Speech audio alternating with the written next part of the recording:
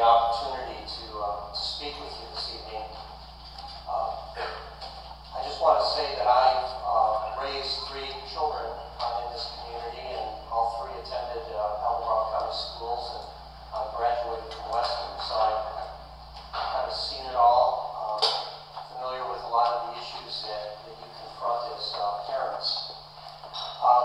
Diane asked me to speak tonight about the issues of drinking on college campuses and perhaps some advice I might be able to give you as you prepare to send your children off to school in the next year or 2.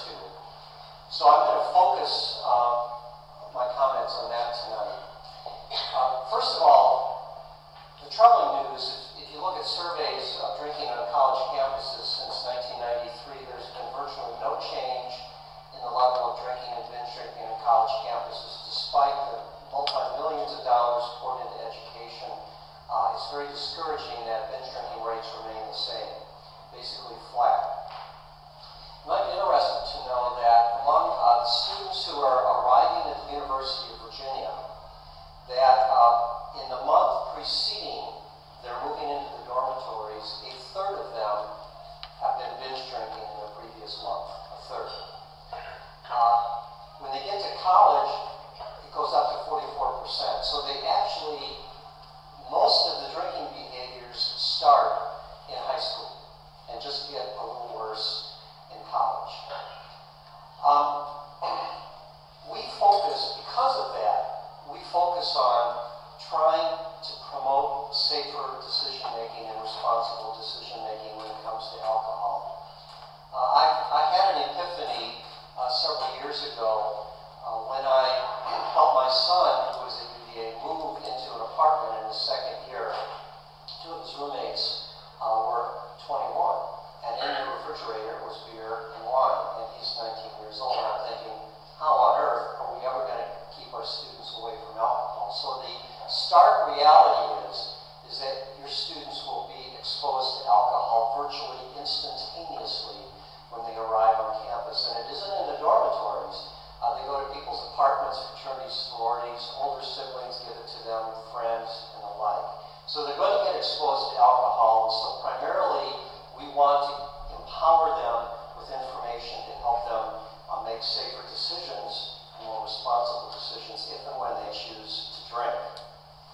There are 2 main complementary strategies that we use on campus to deal with alcohol. One is there are rules and policies. They are enforced. Students are arrested. They are penalized if they have alcohol in the dormitory. And I'm not into the enforcement side, and perhaps Attorney Lowe can talk a little bit more about that later. But I am into the educational side. We do a number of health promotion activities the moment students arrive on our campus. And I'm pleased to see that the posters behind me reflect the theme of a lot of our messages, which is social norms marketing. That has been a major push of ours in the last decade, where we know that students overestimate the degree to which their peers drink. They think everyone is drinking when in fact many of them are not. And we promote the fact that the majority are choosing not to drink, or at least not to drink heavily.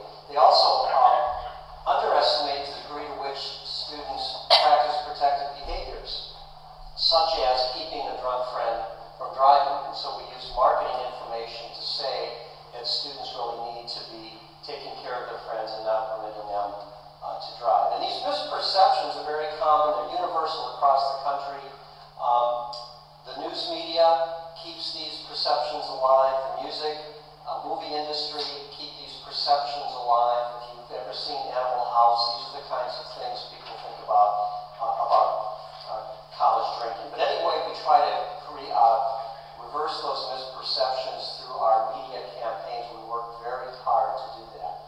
Well, let me tell you some good news on this front.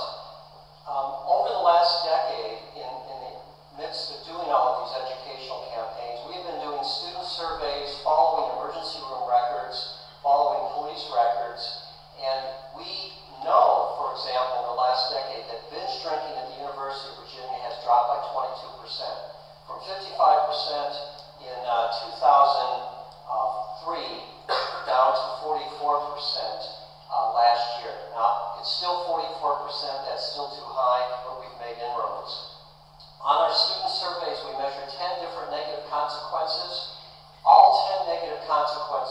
dropped between 40 and 80%. For example, being injured due to alcohol in the preceding year has dropped by 81%. Missing classes due to alcohol in the preceding year has dropped by 75%. So we're really making inroads into helping students make better decisions.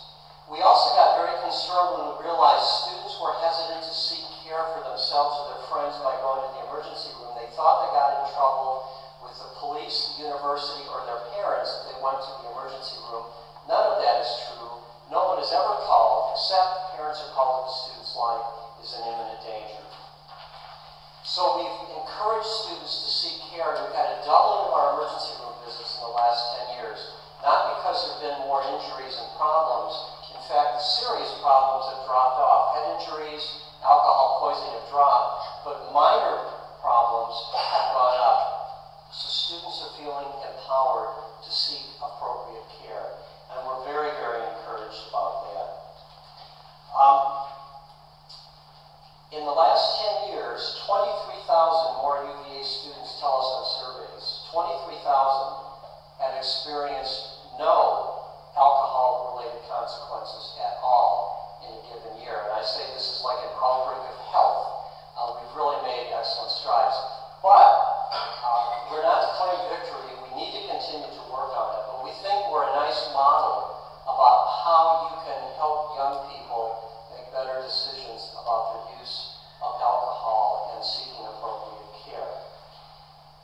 Now, what can you do as parents as you're thinking about sending your kids off to school? Well, first of all, I would urge you, and I'm sure since you're here tonight you would do this anyway, but continue to be good role models at home.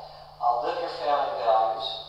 Show your young people if you're going to choose to consume alcohol, you can do so in a responsible and safe way.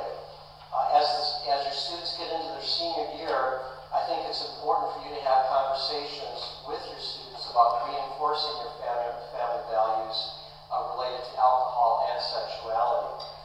I think you need to be realistic and understand that there's an extremely high likelihood that your son or daughter will be exposed to alcohol literally the moment they arrive on campus.